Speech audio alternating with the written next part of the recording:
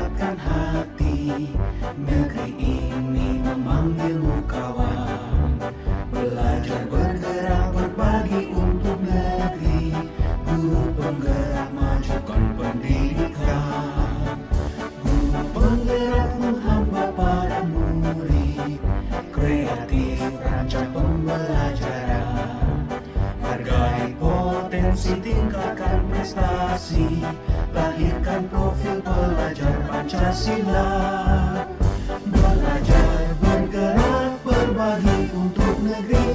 Kita menjalin kolaborasi. Belajar bergerak berbagi untuk negeri. Demi bakti pada Ibu Pertiwi.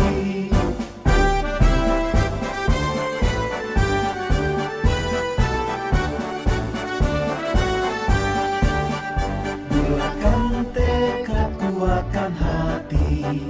Negeri ini memanggilmu kawan. Belajar bergerak berbagi untuk negeri.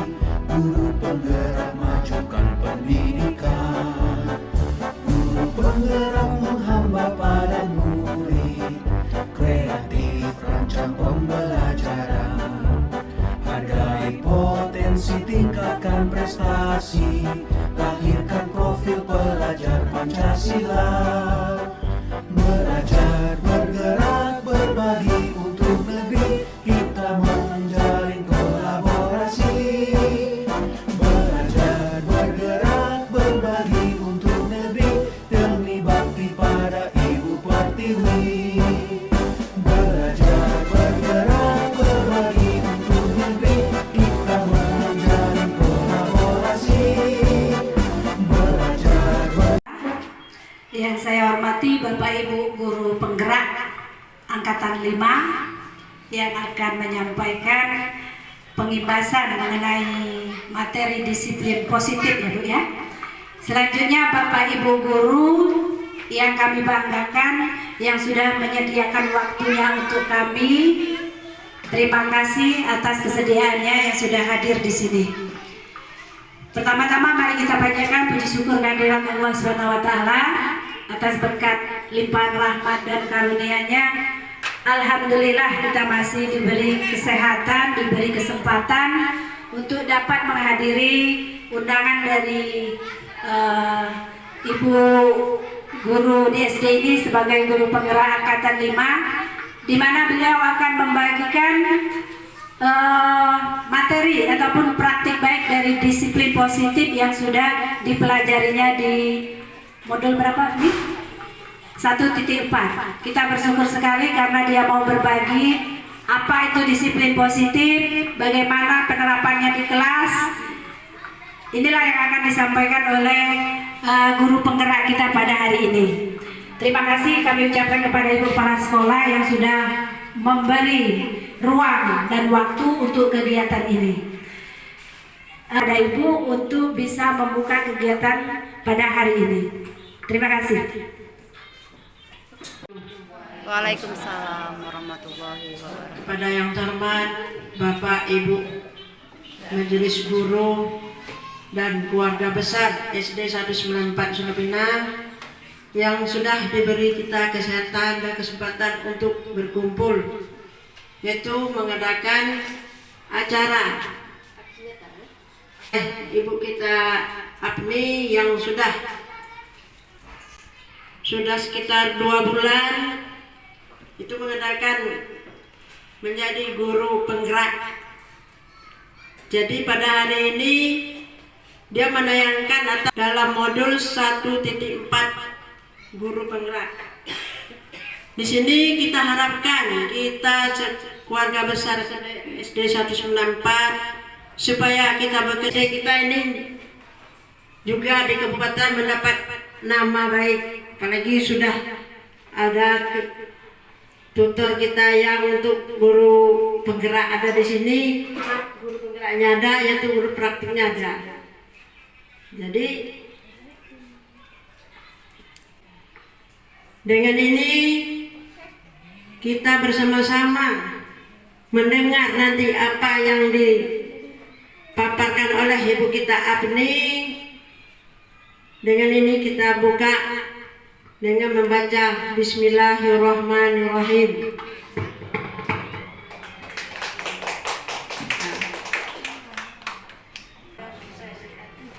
Terima kasih kepada Ibu Kepala Sekolah yang sudah membuka kegiatan ini.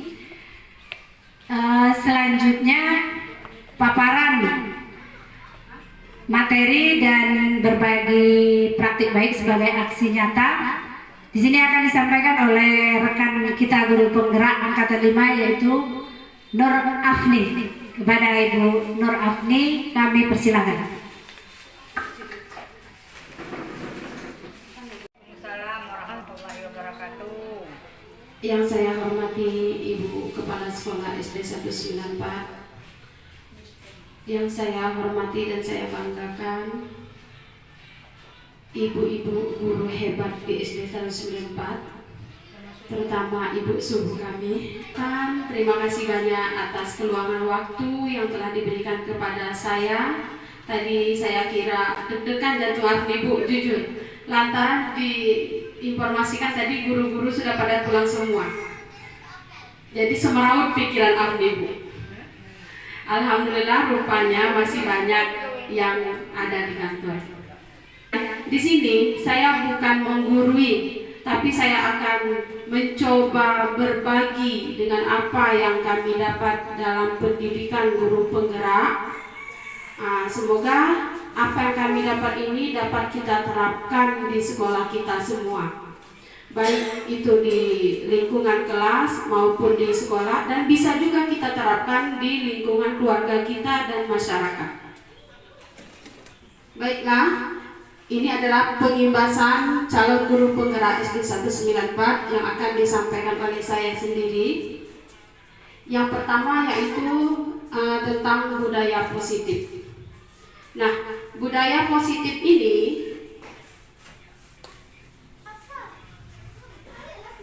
kenapa di sini saya akan menerapkan tentang budaya positif? Ini yang melatar belakangi saya adalah suasana positif yang sangat mendukung dalam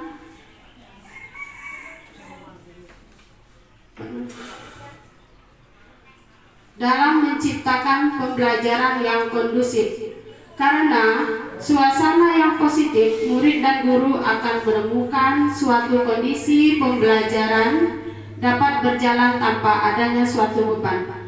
Tapi suatu kebutuhan suasana positif juga akan membantu menggerakkan moral yang positif bagi murid, sehingga karakter murid tidak hanya terbentuk dari akademik atau intelektualnya saja, tapi dari lingkungan yang ada.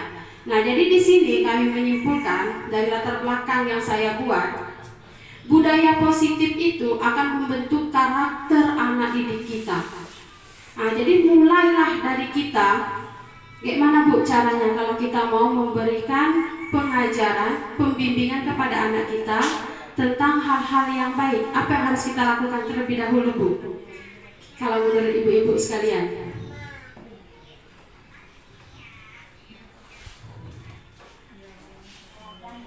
ya bagus, mulai dari teladan diri kita dulu. Jadi kita dulu yang harus memberikan contoh keteladanan yang baik kepada peserta didik kita. Nah, nanti anak-anak akan meniru, mencontoh apa yang kita terapkan. Nah, jadi mulai dari diri kita sendiri. Lanjut Bu. Nah, budaya positif merupakan perwujudan nilai-nilai atau keyakinan universal yang diterapkan di sekolah. Kita ambil contoh perbandingannya dengan hidup tumbuh-tumbuhan seorang petani Bu. Kemarin sudah kita bahas di platform Merdeka Mengajar, seorang petani. Nah, kita guru ini ibaratkan seorang petani, di mana anak-anak didik kita itu adalah ladang tempat kita bercocok tanam. Mau subur tanaman kita, mau lebat buahnya, itu tergantung kepada petani yang merawat tanaman tersebut. Nah, begitupun gambaran kita kepada peserta didik kita. Jadi anak kita itu mau kita bentuk seperti apa dan bagaimana, itu ada pada diri kita. Begitupun juga kita di rumah ya Bu ya. terhadap anak-anak kita. Nah, kemudian budaya positif adalah nilai-nilai keyakinan-keyakinan dan kebiasaan-kebiasaan di sekolah yang berpihak pada murid agar murid dapat berkembang menjadi pribadi yang kritis, penuh hormat dan bertanggung jawab. Jadi melalui budaya positif tadi Bapak Ibu, kita bisa membentuk karakter anak menjadi kritis dalam artian positif ya Bapak Ibu, berani, mandiri, kemudian anak tersebut hormat dan penuh tanggung jawab, yaitu sesuai dengan yang sekarang akan kita terapkan, profil pelajar Pancasila. Snack book.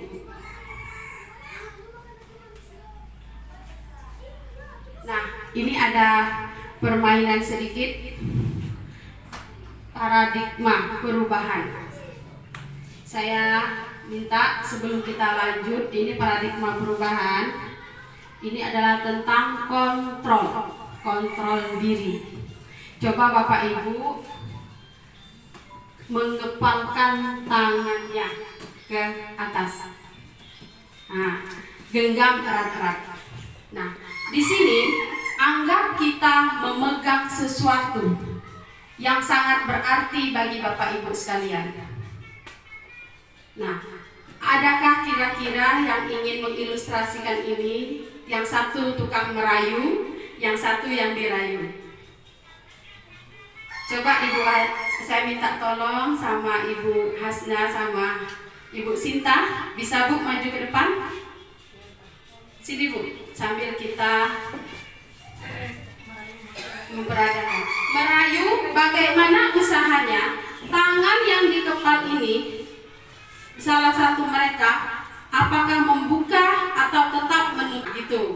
Jadi ini adalah posisi keteguhan hati kita. Nah, ya Bapak Ibu ya. Nah, coba Ibu, siapa yang akan merayu?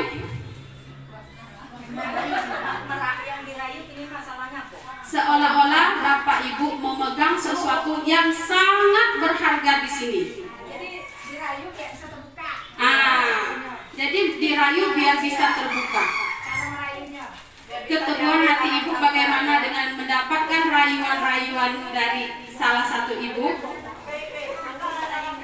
Ya, bisa.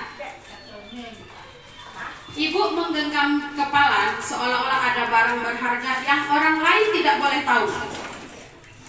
Nah, dengan adanya rayuan-rayuan tadi, apakah Ibu luluh hatinya atau tidak? Mempertahankan prinsip Ibu atau tidak? Nah, Jadi pertanyaannya tentang merayu dan ya, ini tentang posisi kontrol diri. Nah, apakah kita dapat dipengaruhi oleh orang lain atau tidak? Siapa yang akan merayu? Buat saya yang akan merayu.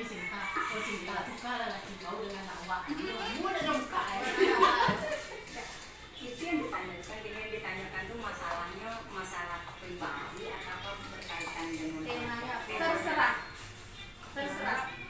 Pokoknya intinya yang digenggam itu adalah berupa barang yang berharga yang orang lain tidak boleh mengetahui apa yang Ibu pegang. Minta tolong buka. Teman membuka, menghargai, mendiskriminasi, memarahi, itu kan sering itu. Ibu Nur ada ngomong ada lainnya tuh anak baik.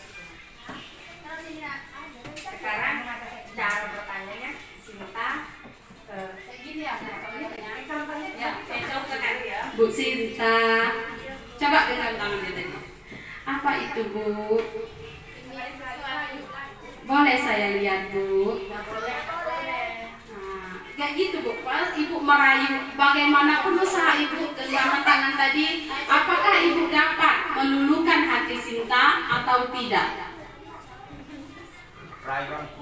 Oke, saya akan mencoba merayu seorang guru yang akan melaksanakan sesuatu yang akan diinginkannya.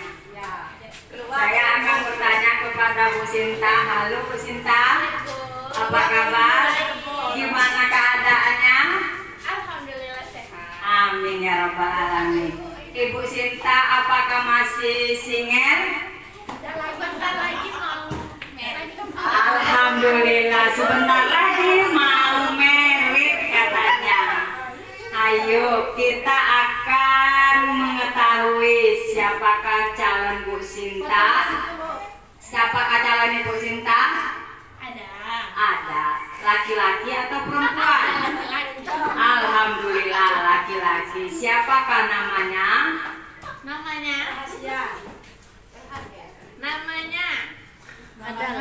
Ayo.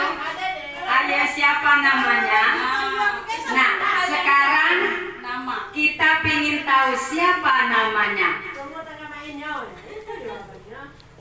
Kalau tunggu tanggal main itu bisa-bisa saja. Tapi sekarang kita lagi kepoin ya ibu-ibu ya. Siapa namanya? Namanya mungkin besok bisa diumumkan. Kok mungkin besok bisa diumumkan? Karena masih belum sah. Kalau sudah sah itu menikah. Kalau ini kan belum menikah. Nah, bisa nggak? Kalau tidak mau menyebutkan namanya berarti belum ada calonnya. Sekarang kita ingin tahu sudah adakah calonnya? Sudah, alhamdulillah. Sudah, alhamdulillah. Siapakah namanya ibu? Rahasia. Bolehkah kami tahu ibu? Rahasia. Namanya masih dirahasiakan. Kalau kami ketemu di jalan, kami rayu bolehkah ibu? Tidak boleh. Nah, kalau tidak boleh, mana tahu nanti ketemu sama kami di jalan. Kami Ibu Sinta tidak mau menyebutkan siapa namanya. Kan ibu belum tahu wajahnya. Nah, justru belum tahu. Kalau sudah tahu nama, mungkin bisa tahu wajah. Iya kan ibu-ibu? Iya.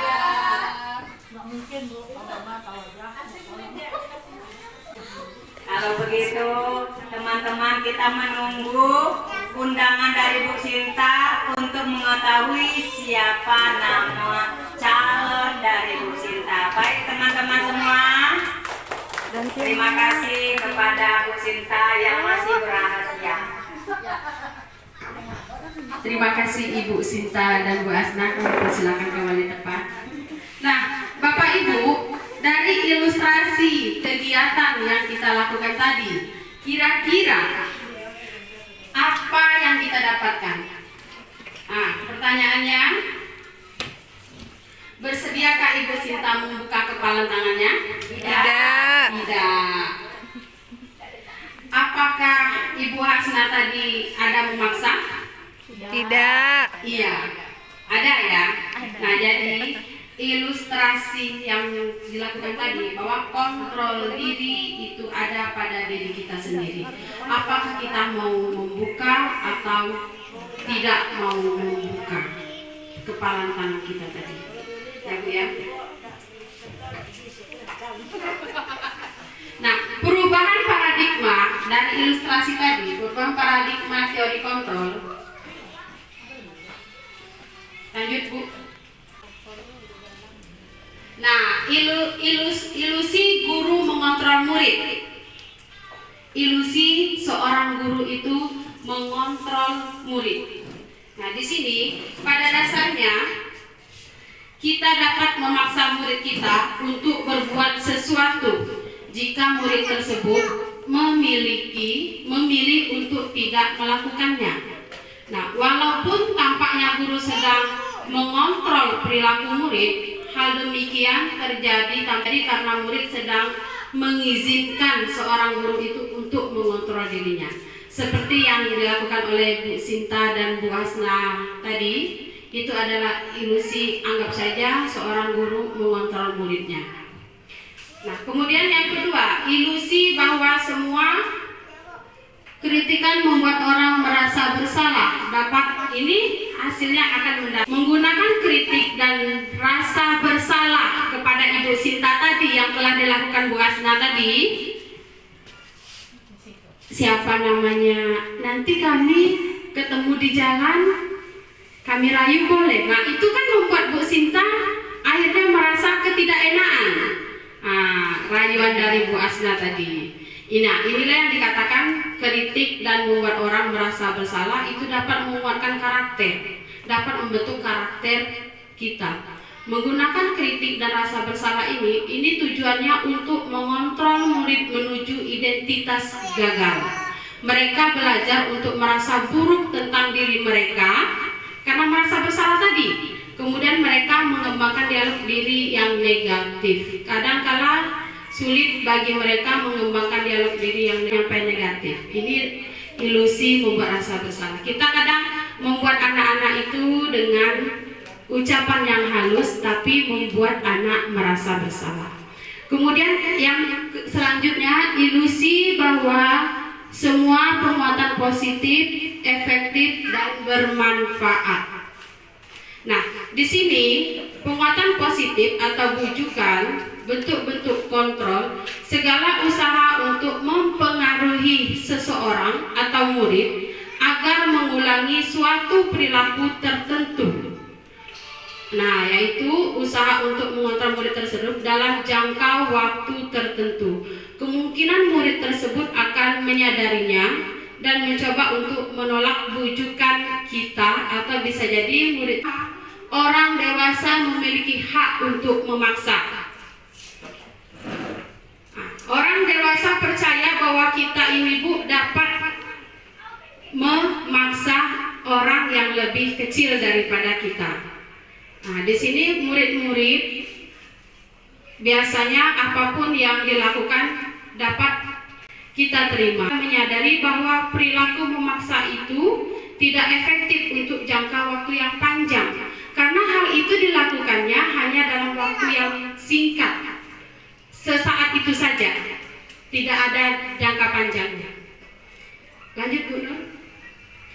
Perubahan paradigma. Ini masih menyangkut paradigma tadi, stimulus respon dan teori kontrol. Nah, di sini Bapak Ibu, stimulus respon. Realitanya kebutuhan kita sama. Pada teori kontrol, realita kebutuhan kita berbeda. Jadi kita tidak bisa mengungkapkan bahwa orang itu yang mereka butuhkan itu sama, semuanya sama, tidak. Akan tetapi berbeda-beda. Kemudian yang kedua, semua orang melihat hal yang sama. Menurut teori kontrolnya, semua orang memiliki gambaran yang berbeda. Yang ketiga, kita mencoba mengubah orang lain berpandangan sama dengan kita. Nah, ini sering kita lakukan, Bu. Kita mencoba supaya orang itu sama pandangannya seperti kita.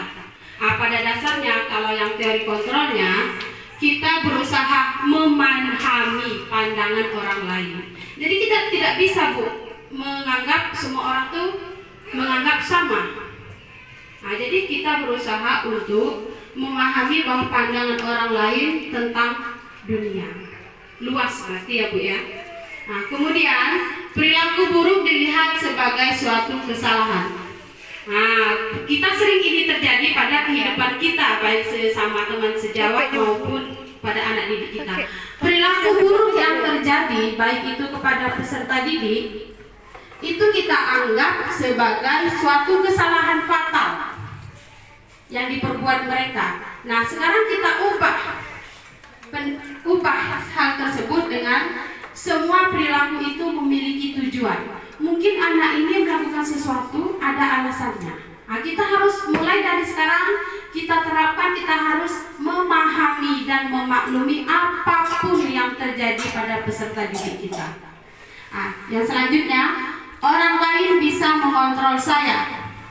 Kalau pada teori kontrolnya hanya Anda yang bisa mengontrol diri Anda. Nah, seperti yang dilakukan Bu Sinta tadi, hanya Bu Sinta yang bisa mengontrol diri Bu Sinta sendiri.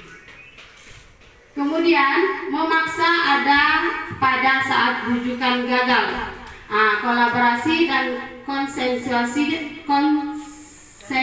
menciptakan pilih-pilihan baru. Model berpikir menang atau kalah. Kita harus berpikir positif, pokoknya menang. Lanjut Bu. Nah, tadi kita lanjut kepada disiplin. Nah, ini disiplin berasal dari bahasa Latin yang artinya belajar. Makna dari kata ini berkonotasi dengan disiplin diri pada murid-murid. Disiplin diri membuat orang menggali potensinya menuju sebuah tujuan, apa yang dia hargai. Namun, dalam budaya kita, makna disiplin telah berubah menjadi suatu yang dilakukan seseorang pada orang lain untuk mendapatkan keputusan. Kecenderungan umum adalah menghubungkan kata disiplin dengan ketidaknyamanan, bukan dengan apa yang kita hargai atau pencapaian suatu tujuan mulia. Nah, jadi Bu, kalau dari kata awalnya bahasa latinnya disiplin itu belajar. Lanjut Bu. Nah, dari disiplin ini Bu, karena itu belajar, kita bisa menyatakan bahwa untuk mewujudkan murid yang merdeka, murid harus memiliki kedisiplinan. Nah, kita kan akan mewujudkan murid yang merdeka belajar. Nah, jadi itu harus kita mulai dari murid memiliki kedisiplinan yang kuat berasal dari dalam dirinya, bukan dari paksaan kita. Murid itu bertanggung jawab bukan karena kita paksa, akan tetapi memang lahir dari dalam dirinya. Lanjut Bu. Nah, merdeka itu artinya tidak hanya terlepas dari perintah, akan tetapi cakap buat pemerintahan sendiri. Itu tadi.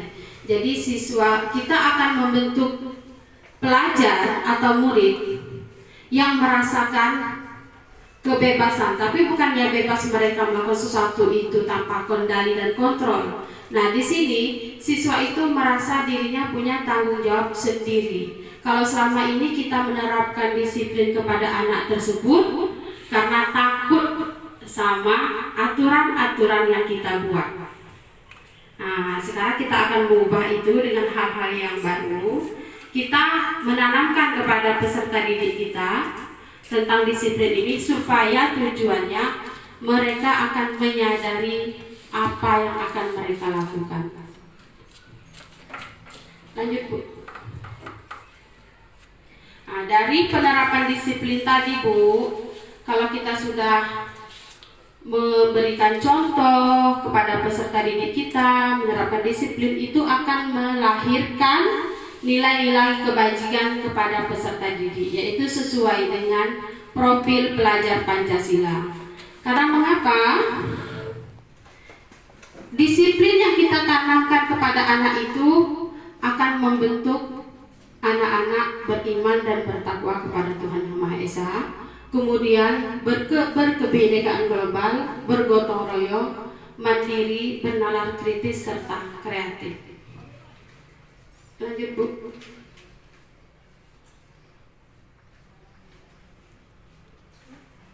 Nah, teori motivasi perilaku manusia. Nah, di sini Bu, di teori motivasi perilaku manusia ini kita sering bertindak memberi hukuman, ya Bu. Nah, kepada peserta didik kami waktu belajar ini Bu membuat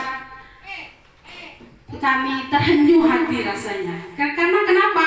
Selama ini apa yang kami lakukan sebelum pembelajaran di guru penggerak, sering hal-hal yang membuat negatif terhadap peserta didik kita. Salah satunya dengan cara menghukum. Nah, di sini untuk menghindari ketidaknyamanan hukuman.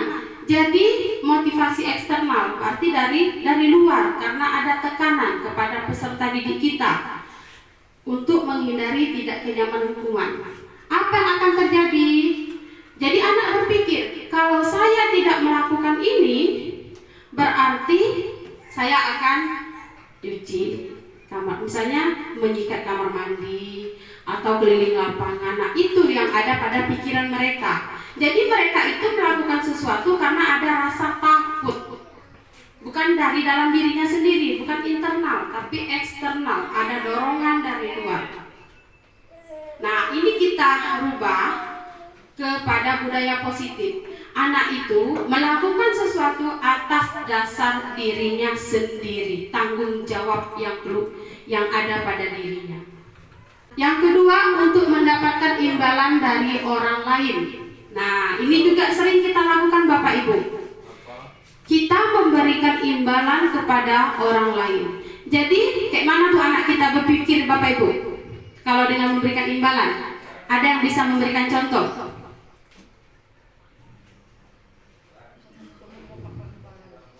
Ya, seperti apa itu? Kayak mana Bu? Boleh ngomong Bu. Misalkan anak tersebut mengerjakan soal di depan kelas, kalau betul imbalannya 1 buah permen. Iya, bagus. Betul apa kata Ibu Yusnani? Anak itu terdorong untuk mengerjakan suatu yang diberikan oleh gurunya itu karena mengharap imbalan, yaitu iming-iming mendapatkan sebuah permen. Nah, itu harus kita rubah. Jadi kalau bisa, apa yang akan anak pikirkan? Kalau saya melakukan ini, apa ya yang saya dapatkan? Kalau saya mengerjakan ini, maka saya akan mendapatkan permen, seperti yang diberikan contoh oleh Ibu Yusnani tadi. Nah, kemudian yang ketiga, untuk menjadi orang yang mereka inginkan, menghargai diri sendiri dengan nilai-nilai yang mereka percaya. Nah, ini Bu, yang poin ketiga ini yang kita harapkan Bu. Jadi poin ke-1, poin kedua itu sudah sering kita lakukan. Yang poin ketiga ini adalah teori motivasi perilaku manusia yang ingin kita terapkan. Untuk menjadi orang yang mereka inginkan, menghargai diri sendiri dengan nilai-nilai yang mereka percaya. Apa yang anak pikirkan? Oh, anak-anak seperti ini Ilusnya. Saya ingin, kalau saya lakukan ini, maka saya ini. Kalau saya mengerjakan ini, nanti saya akan lulus sekolah. Itu jadi terlahir dari dalam dirinya, bukan karena paksaan dari orang lain. Kalau tindakan teori yang pertama dan kedua, itu ada dorongan dari luar. Sedangkan yang ketiga, ini yang harus kita terapkan, yaitu membuat anak itu bergerak dari dirinya sendiri dan menurut keyakinannya sendiri. Dia berpikir sendiri. Kalau saya berbuat kayak gini, berarti itu hal salah dak yo? Nah, itu kan untuk anak-anak yang SD ya pemikirannya. Kalau saya buang sampah di sini, itu sudah betul apa tidak ya? Jadi dia bisa mengontrol dirinya sendiri dengan keyakinannya sendiri. Itu yang harus kita terapkan. Lanjut Bu Nur. Nah Bu, untuk mewujudkan hal yang poin ketiga tadi, kita harus membuat yang namanya keyakinan kelas. Nah di sini keyakinan kelas, hukuman dan penghargaan. Nah di sini ada kata mengapa harus keyakinan kelas, mengapa tidak peraturan saja. Padahal di telinga kita yang sering kita dengar apa Bu? Peraturan. Iya, peraturan. Kenapa tiba di sini? Itu adalah mengapa harus keyakinan. Nah, itu untuk mendukung motivasi intrinsik, berarti dari dalam. Kembali ke nilai-nilai atau keyakinan yang telah menggerakkan seseorang dibandingkan mengikuti serangkaian peraturan-peraturan. Dibuat keyakinan Bapak Ibu ini supaya para peserta didik kita itu bukan merasa diatur, tapi dia yakin dengan yang telah ditetapkan bersama. Nah, dalam membuat kesepakatan kelas itu ada hal-hal yang harus kita lakukan. Yang pertama, kita harus berkolaborasi dulu dengan seluruh siswa kita yang ada di kelas untuk membuat kesepakatan kelas itu. Ini harus kita terapkan ya Bapak Ibu, supaya menciptakan disiplin positif kepada peserta didik kita. Jadi mereka merasa dorongan internal dari dirinya itu bukan karena paksaan orang lain. Jadi mereka akan merasa memang tanggung jawab. Timbul dari diri sendiri. Ya, timbul dari diri sendiri kata Bu Asna. Nah, kemudian lanjut. Nah, pembentukan keyakinan kelas sekolah. Untuk membentuk keyakinan kelas atau di sekolah Bapak Ibu, itu baik di sekolah kita ya Bu ya. Nah, kita harus sifatnya abstrak, peraturannya lebih rinci dan konkret. Jangan seperti aturan-aturan. Nah, kemudian yang kedua, keyakinan kelas berupa pertanyaan-pertanyaan universal. Yang ketiga, pernyataan keyakinan kelas senantiasa dibuat dalam bentuk yang positif. Yang keempat, keyakinan kelas hendaknya tidak terlalu banyak. Yang kelima, keyakinan kelas sebaiknya dapat diterapkan di lingkungan tersebut. Nah, Ibu, keyakinan kelas ini hendaknya tidak terlalu banyak, itu minimal 3 sampai 7. Jangan terlalu berteret-teret, malah nanti tidak akan terwujud apa yang kita cita-citakan, apa yang ingin kita terapkan. Jadi minimal 3 sampai 7. Nah, kemudian keyakinan kelas sebaiknya dapat diterapkan di lingkungan tersebut. Nah, untuk membuat keyakinan kelas yang poin-poin 3 sampai 7 tadi, kita harus melihat situasi yang kita butuhkan di lingkungan kelas kita. Kira-kira apa? Kalau misalnya anak kita sudah, kalau dalam mengerjakan tugas sudah mandiri, bertanggung jawab, berarti nggak bisa lagi dibuat tanggung jawab. Kita cari yang lain, yang dimana akan merubah perilaku anak tersebut. Kemudian yang selanjutnya, semua warga kelas hendaknya ikut berkontribusi dalam membuat keyakinan kelas. Nah, di sini Bu, kita melibatkan siswa dalam membuat keyakinan kelas sehingga mereka merasa bahwa hal yang dibuat bersama itu adalah kesepakatan bersama, akhirnya mendorong diri mereka untuk patuh terhadap apa yang telah mereka lakukan, yaitu tanggung jawab tadi Bu. Jadi mereka tidak merasa dikucilkan. Kalau kita membuat peraturan itu sendiri, kadang tidak terlaksana. Tapi karena dengan adanya berkontribusi dalam membuat itu, kita konsultasikan ke anak, pendapat-pendapat anak kita tampung, apa saja, baru kita simpulkan. Seperti yang saya lakukan di kelas Bu, apalagi anak-anak itu kecil-kecil. Kira-kira nak kita akan membuat keyakinan kelas. Saya meyakinkan dulu pada anak ini bentuk kesepakatan kelas kita, apa yang boleh kita lakukan dan apa yang tidak boleh kita lakukan. Nah, di sini saya tidak menampilkan foto hasilnya, hasil anak-anak berdiskusi. Nah, waktu itu saya meminta pendapat anak. Kira-kira yang pertama apa nak? Bu, datang tepat waktu, kita tampung. Bu, jam 7 harus tiba di sekolah. Bu, harus masuk kelas sebelum lonceng berbunyi, segala macam. Kita tampung semua. Apapun pendapat dari siswa kita, kita tampung. Baru kita simpulkan menjadi sebuah pernyataan yang abstrak. Jadi bukan bentuknya harus sesuai seperti aturan. Kalau keyakinan kelas ya Bu ya, ini agak beda ya.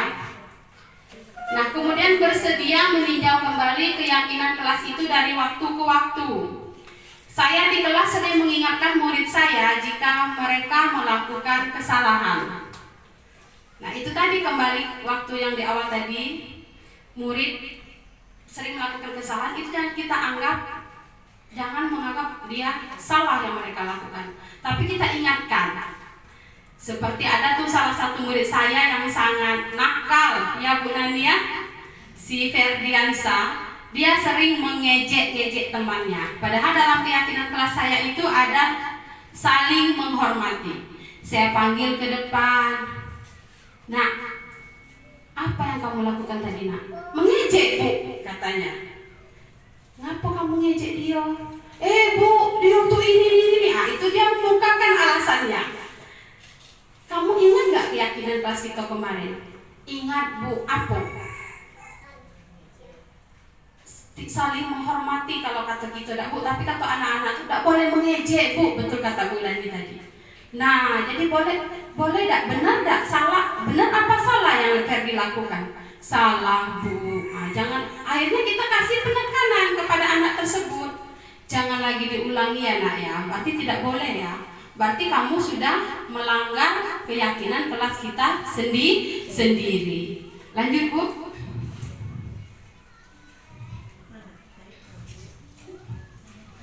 Nah, ini adalah keyakinan kelas yang saya buat ya Bu ya. Yang pertama, mengucapkan salam ketika masuk kelas. Yang kedua, saling menghormati, tidak boleh mengejek, banyak di situ. Kemudian yang ketiga, menjaga kebersihan dan kerapian. Nah, di sini bukan aturan, tapi yang harus mereka lakukan. Jadi anak-anak sekarang itu Bu sudah menerapkan yang paling sering menjaga kebersihan, terutama di kelas. Karena sudah ada kesepakatan kelas, jadi mereka tahu kalau sebelum saya masuk lokalnya sudah bersih, sudah disapu, di laman juga sudah dibersihkan. Karena sudah ada kesepakatan kelas. Kalau mereka lalai, saya mengulang kembali atau mengingatkan mereka tentang kesepakatan kelas, keyakinan kelas yang telah dibuat. Nah, kemudian anak itu bertanggung jawab, aktif dalam pembelajaran. Nah, bertanggung jawab di sini Bu, mengerjakan tugas itu adalah salah satu bentuk tanggung jawab. Lanjut Bu Nur.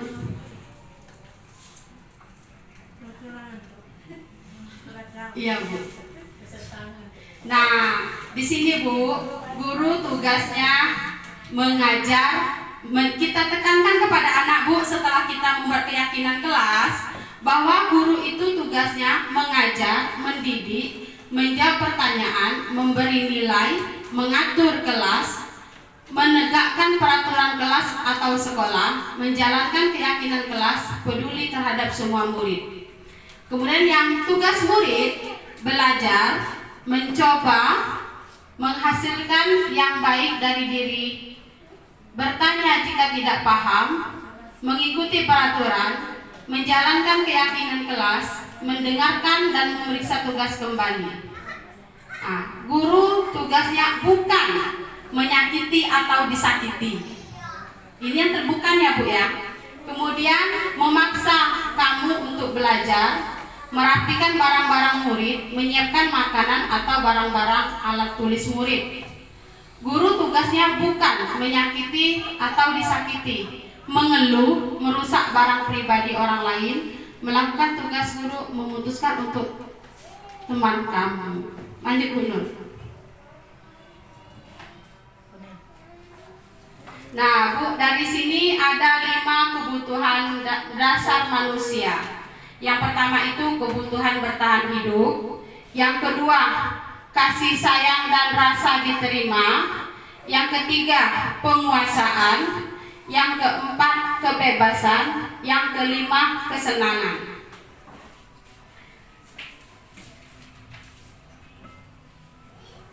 Kebutuhan bertahan hidup itu adalah sifatnya untuk bertahan hidup, misalnya seperti kesehatan, memiliki rumah. Nah, kira-kira ngerti lah ya Bu ya, kalau bertahan hidup kita membutuhkan makanan, itu bertahan hidup. Nah, sedangkan membutuh yang kedua tadi Bu Nur, di atasnya naik Bu Nur. Iya. Kasih sayang dan rasa diterima. Nah, ini adalah kebutuhan untuk mencintai dan memiliki sosial. Jadi Bu, kita murid itu kadang bertingkah, mereka kayak seolah membutuhkan kasih sayang dari kita. Ya, butuh perhatian. Nah, kemudian penguasaan. Nanti saya lampirkan contoh-contohnya di situ. Penguasaan ini kebutuhan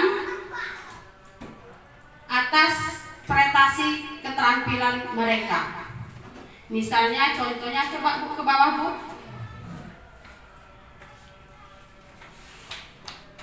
Nah, lihat Bu. Tadi kan ada penguasaan, ada kasih sayang, ada lagi yang namanya penugas. Dari 5 posisi tadi, Ibu, aku bosan belajar mewarnai terus. Nah, kira-kira ini masuk kategori yang mana Bu? Dari kelima posisi tadi. Aku bosan belajar mewarnai terus. Kesenangan. Kebebasan. Kebebasan. Nah, jadi anak itu ada rasa kebebasan. Lanjut Bu Nur. Ibu guru bilang, aku tidak boleh bersenandung sewaktu mengerjakan tugas. Katanya kelas harus tenang, tidak ada suara, kan nggak seru jadinya. Kira-kira posisi mana, Bu? Kesenangan. Lanjut, Bu. Iya, ibu guru tidak menyapaku. Ibu guru tidak menyapaku hari ini. Padahal aku pakai jepit rambut yang baru. Kasih sayang. Iya, kasih sayang. Bu, berarti anak itu butuh kasih sayang, Bu. Ini sering terjadi apalagi pada kelas-kelas rendah. Anak mencari-cari perhatian sama gurunya. Iya enggak, Bu Yusnani? Yang megang kelas rendah. Kadang kita bosan dewek, Bu, mendengar mereka meminta perhatian kita dengan merengek-rengek. Berarti anak ini membutuhkan kasih sayang dari kita. Kalau bisa, Bu, untuk sekali ini jangan kita patahkan semangat mereka. Kita tanamkan supaya terbentuknya kepribadian pada diri mereka. Aku sebel, gambarku tidak rapi. Malah ibu guru menunjukin ke teman-temanku di depan kelas. Apa ini, Bu? Yang mana? Penguasaan. Aku sebel. Aku kesal. Gambarku tidak rapi. Malah ibu guru menunjukin ke teman-temanku di depan kelas. Ya. Kebebasan apa penguasaan? Apa penguasaan? Penguasaan.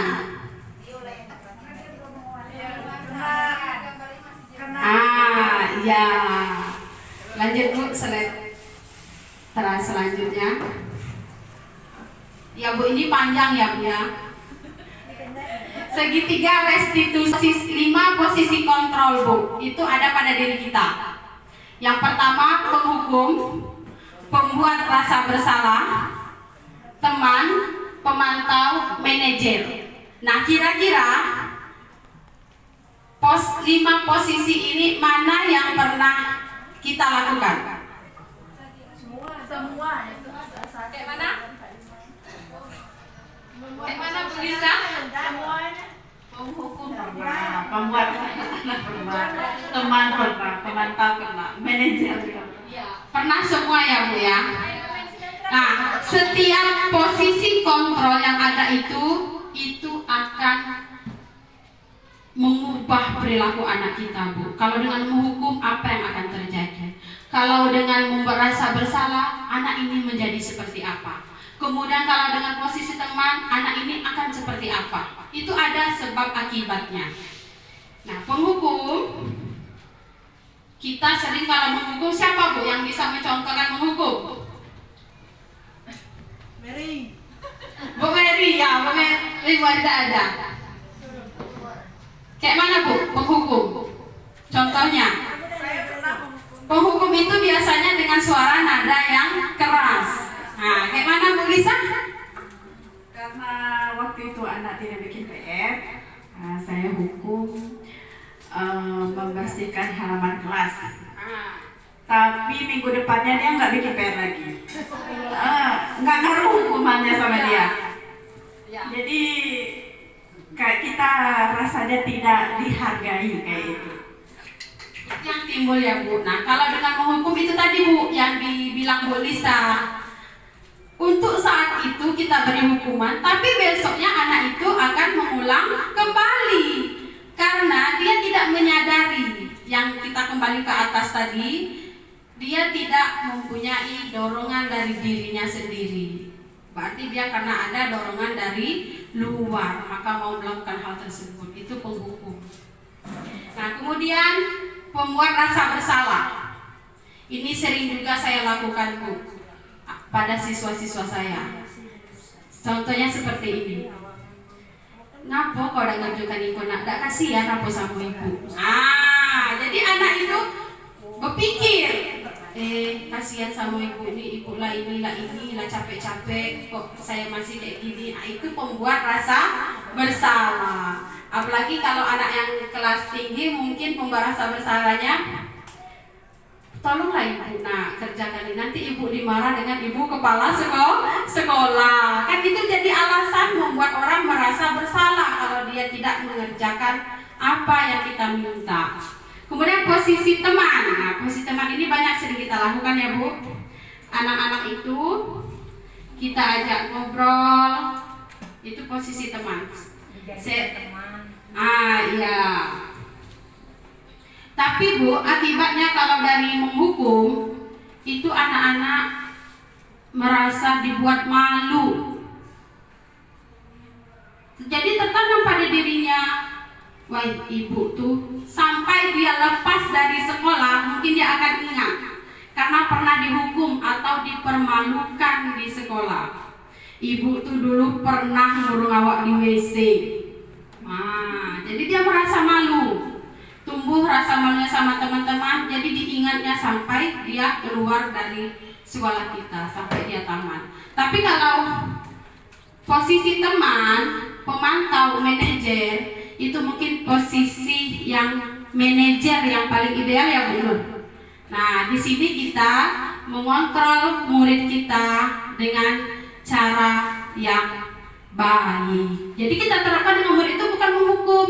Kalau kita terapkan budaya positif dengan menghukum, mereka akan meniru. So, contohnya seperti yang terjadi pada diri kita Bu. Kita dulu waktu SD, SMP, SMA, kalau tidak mengerjakan PR tegak di depan. Akhirnya kita terapkan di kegiatan kita saat ini. Nah, itu berpengaruh Bu.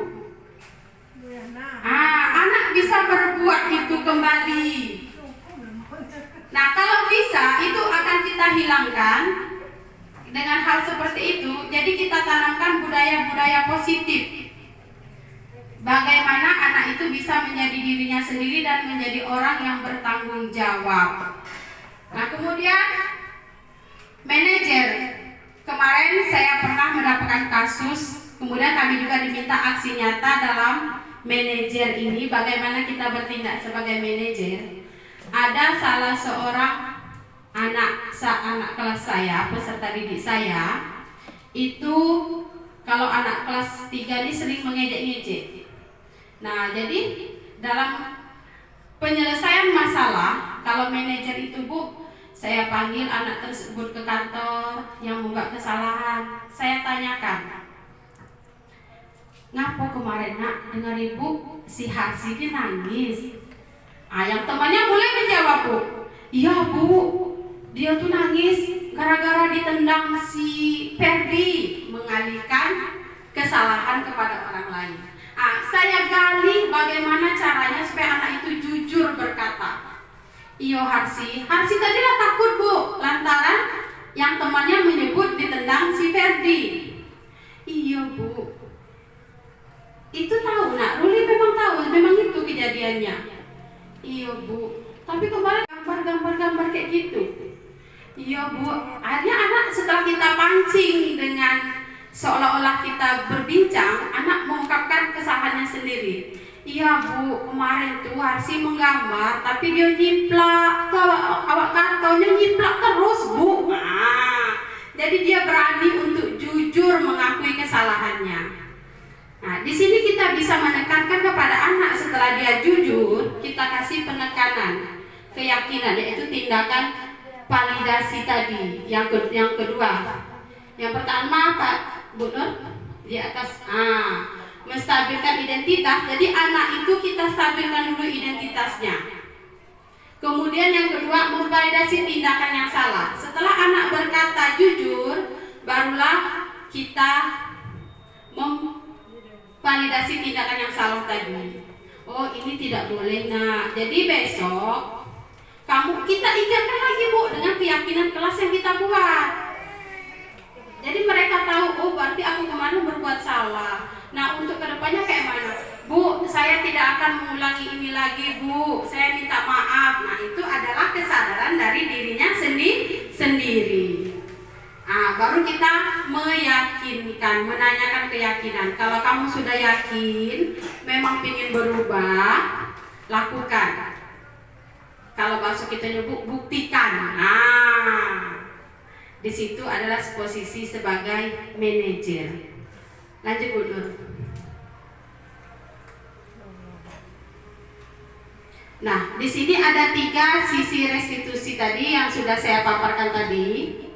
Ini adalah contoh dari hal-hal yang bisa kita lakukan atau tindakan kita kepada peserta didik. Berbuat salah itu tidak apa-apa nak, saya pun pernah melakukannya. Ini supaya kita memancing anak jujur. Itu validasi tindakan. Ayolah sini kita selesaikan masalah ini nak. Tapi dengan nada suara bukannya marah ya Bapak Ibu ya. Ini supaya anak itu bisa mengontrol dirinya sendiri bagaimana dia bersikap, jujur kepada kita, supaya terbuka. Kemudian di validasi tindakan kita menanya kepada anak, kamu pasti punya alasan kenapa kamu seperti itu tadi nak. Seperti kemarin anak-anak yang membuang sampah sembarangan. Kenapa dibuang di situ nak? Bu, kotak sampah itu jauh bu, lah penuh. Kemudian kita bisa, itu udah anak-anak itu sudah mengeluarkan alasan kenapa dia membuang sampah sembarangan. Kenapa kamu melakukan kesalahan seperti itu nak? Jadi Bu, sebagai manajer kita memang harus benar-benar membuat anak itu menyelesaikan masalahnya sendiri. Bukan kita yang menyelesaikannya, kita hanya membimbing mereka supaya mereka mampu mengendalikan dirinya sendiri, menyadari kesalahannya dan menyelesaikan masalahnya sendiri. Lanjut Bu Nur. Terus Bu. Nah, Bapak Ibu, dari segitiga restitusi tadi itu hukuman, konsekuensi, restitusi. Nah, pada hukuman itu termasuk pada identitas gagal. Kenapa? Murid atau anak belajar membunyikan kesalahannya. Ya dah Bapak Ibu. Jadi anak kalau dengan hukuman dia akan berbohong terus kepada kita karena ada rasa takut. Kemudian yang kedua, mencoba mengontrol anak dengan penguatan negatif. Yang ketiga, dampak pada murid, marah, merasa bersalah, rendah diri, dan mengasingkan diri. Nah ini Bu, dampak kepada anak kalau kita memberikan hukuman. Mereka merasa rendah diri, kesal, yang Abi bilang tadi diingatnya sampai dia lulus sekolah. Tapi kalau kita menerapkan konsekuensi, nah konsekuensi ini beda Bu dengan hukuman. Kalau konsekuensi ini dia dampaknya anak akan kehilangan hak. Nanti ada saya lampirkan contoh-contoh konsekuensi, restitusi dan hukuman. Hukuman. Tadi yang dibilang Bu Lisa tadi ya. Lari mengelilingi lapangan basket 2 kali karena terlambat hadir di sekolah. Itu contoh hukuman. Ini berdampak pada anak akan merasa malu. Kemudian murid diminta untuk push up 15 kali karena tidak menggunakan sepatu berwarna hitam. Nah, konsekuensi, contoh konsekuensi, membersihkan coretan yang dibuatnya di meja. Itu konsekuensi namanya Bu. Kemudian menggantikan kertas tugas teman-teman karena telah dicoret-coret. Itu konsekuensi. Maksudnya di sini konsekuensi itu Bu, anak itu akan melakukan sesuatu karena akibat perbuatannya, tapi bukan hukuman. Contoh, anak menumpahkan air di lantai. Apa konsekuensinya Bu? Apa Bu Meminta anak mengepelnya, mengeringkan. Disuruh ngepel bersihkan. Nah, anak diminta untuk mengeringkannya kembali atau diepel. Itu konsekuensi, bukan hukuman ya Bu ya. Nah, kemudian misalkan anak mematahkan pena kawannya, apa konsekuensinya? Mengganti pena temannya yang rusak. Ya, mengganti ganti pena temannya yang rusak. Itu konsekuensi, beda dengan hukuman. Kalau konsekuensi ini sifatnya sementara, tidak membekas pada diri anak, karena mereka menyadari yang mereka lakukan akibat dari perbuatannya. Tapi kalau kita menerapkan hukuman kepada anak, itu akan membekas di hati mereka. Mereka merasa dipermalukan, merasa tidak dihargai, dan segala macam. Nah, Bapak Ibu, ini di penghujung kegiatan, dari hal-hal yang kita lakukan tadi, dari cara kita menerapkan budaya positif, itu mulai dari diri kita sendiri, baru kita terapkan kepada siswa. Nah, di sini akan melahirkan dari budaya positif, akan membentuk lingkungan yang positif. Nah, lingkungan yang positif, nanti lingkungan kita ini di kelas saja contohnya, karena adanya budaya positif tadi, maka kelas akan nyaman, aman, dan damai. Mungkin anak saling mengejek berkurang, lokal tidak perlu dilihat terus, pasti dibersihkan, itu ya Bu. Kemudian akan melahirkan keyakinan kelas, yang terakhir terjadinya peraturan. Baiklah Bapak Ibu, hanya itu yang dapat saya sampaikan.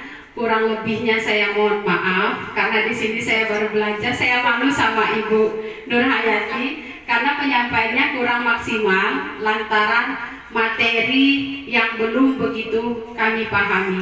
Sudah mengerti cara penerapannya, tapi mendalami materinya yang masih mengambang Bapak Ibu. Iya. Nah, saya akhiri dengan Assalamualaikum warahmatullahi wabarakatuh.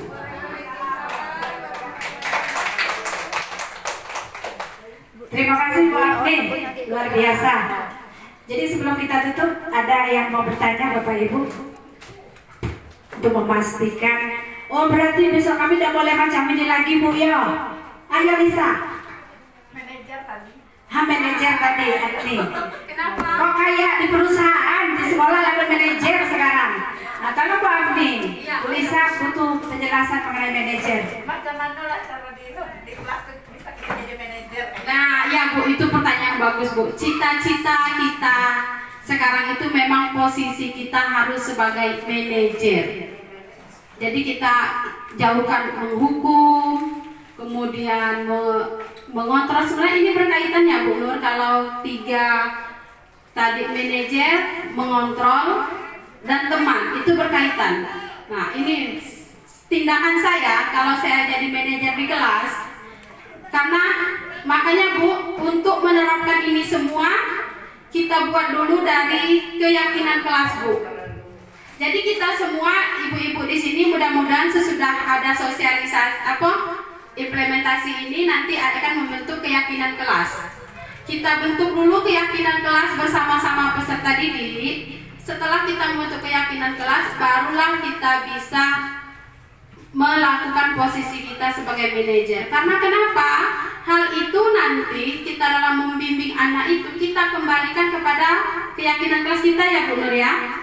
Nah, ini contohnya. Kami mengambil kemarin ilustrasi anak membuang sampah. Biasa kan kita marah. Ngapa buang sampah di situ? Dan nampak apa kotak sampah? Mano mato kau. Itu kan yang sering kita lakukan. Bersihkan tuh. Jadi hal yang seperti itu, iya. Jadi cara kita menajari anak.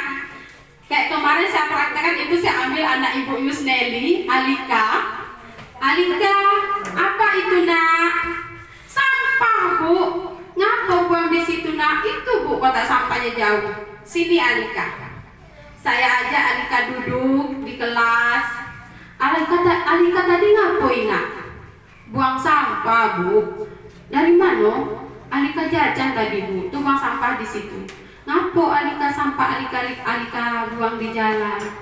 Bu, Alika tadi terburu-buru Bu. Dia jujur dengan apa yang mereka lakukan. Alika tadi terburu-buru Bu.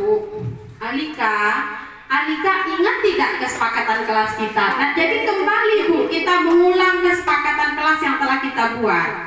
Iya Bu, menjaga kebersihan katanya. Sesudah anak itu menyadari kesalahannya, barulah kita membuat penguatan kepada anak tersebut.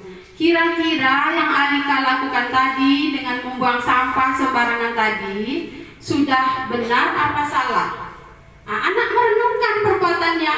Maaf Bu, Alika tadi ternyata salah. Alika sudah melanggar keyakinan kelas. Nah, kemudian setelah tindakan keyakinan kita meyakini anak, oke Alika sudah salah.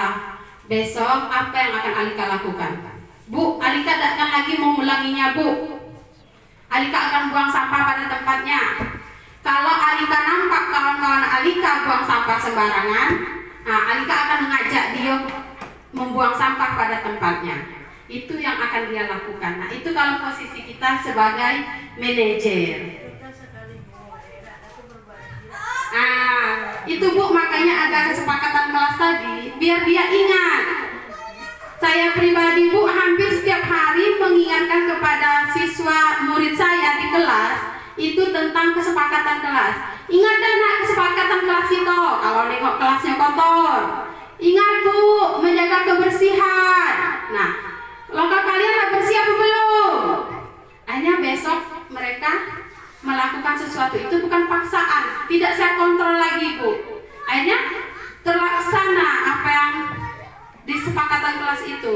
Mereka melakukan piket, menjaga kebersihan dengan sendirinya.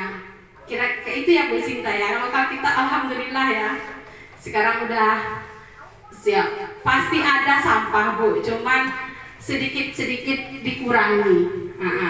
Ada perubahan. Iya, ada perubahannya. Ya, ada lagi yang mau bertanya Bapak Ibu?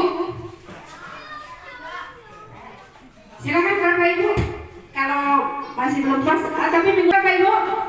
Iya, terima kasih atas waktunya. Terima kasih Bu Afni. Ini kalau kita bayar narasumber ini lah berapa pula biayanya dah? Nah, lah berapa pula bayar tukang sortingnya? Alhamdulillah di sekolah kita sudah ada guru penggerak dan mau menyampaikan perubahan mengenai bagaimana pembelajaran ataupun sikap-sikap yang harus kita tanamkan yang mencerminkan budaya positif. Kita tidak bisa merubah sekaligus berubah, tidak, tetapi secara bertahap. Oh, ternyata yang seperti ini tidak boleh. Bertahap kita hilangkan. Ya Bu, ada diskusi lagi?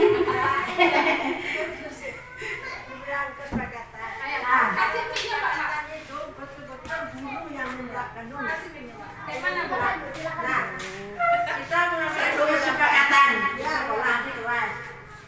Sebaik mungkin gurunya yang ada kesepakatannya. Contoh, hari ini terlambat. Setiap guru terlambat, dia kan tidak akan masuk ke kantor dulu kan? Tidak mereka absen.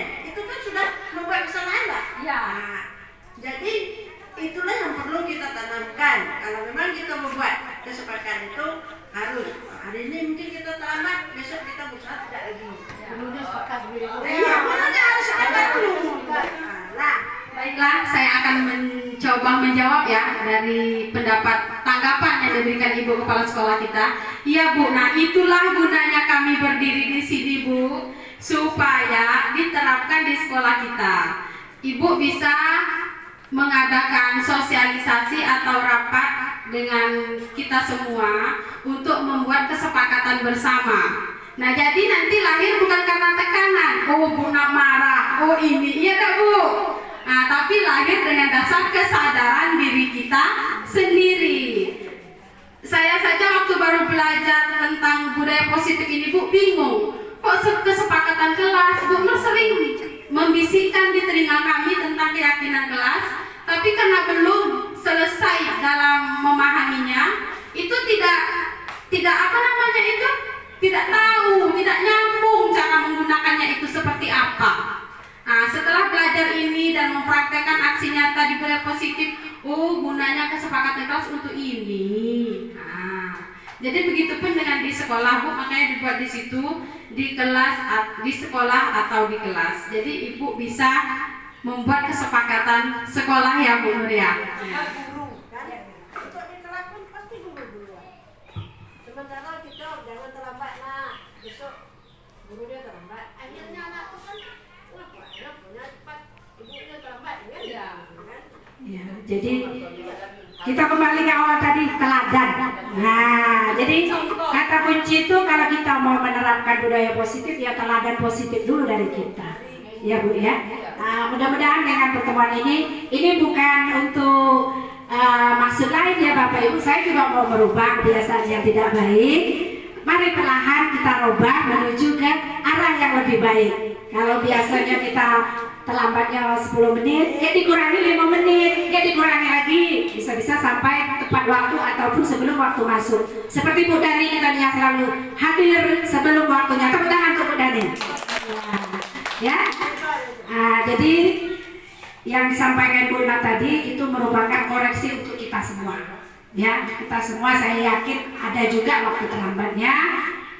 Mari sama-sama kita perbaiki. Minggu depan itu untuk sesi Bu Isna sebentar dengan Ibu Kepala Sekolah. Bagaimana kalau kegiatan ini kita berlanjut tiap minggu? Maksudnya kita ini kan sudah kurikulum merdeka. Kita bahas setelah tuntas apa itu ATP, apa itu CP, bagaimana modul ajarnya, terutama kelas yang menerapkan kurikulum 2013. Bagaimana menurut Bapak Ibu? Masalah kelima kan sudah Ya, proyek. Nah, sekolah kita ini belum Bu melaksanakan proyek. Saya mau menyampaikan itu dari awal harus kita rumuskan dulu baru disampaikan. Bagaimana? Nanti kita bahas lagi ya. Mudah-mudahan pertemuan hari ini membawa semangat baru untuk kita semua. Terima kasih kepada Ibu Afni, Bu Guru Penggerak Angkatan 5. Semangat. Iya, saya ucapkan terima kasih. waktunya kalau ada Sabtu kan kita ambilkan setengah sama nanti kita lagi. Iya, kalau enggak dicepatkan dikit Bu, anak balik gak laporan. Dicepatkan dikit biar ibu-ibu tidak terlambat harinya. Kita ambil agak sejam lah Ibu.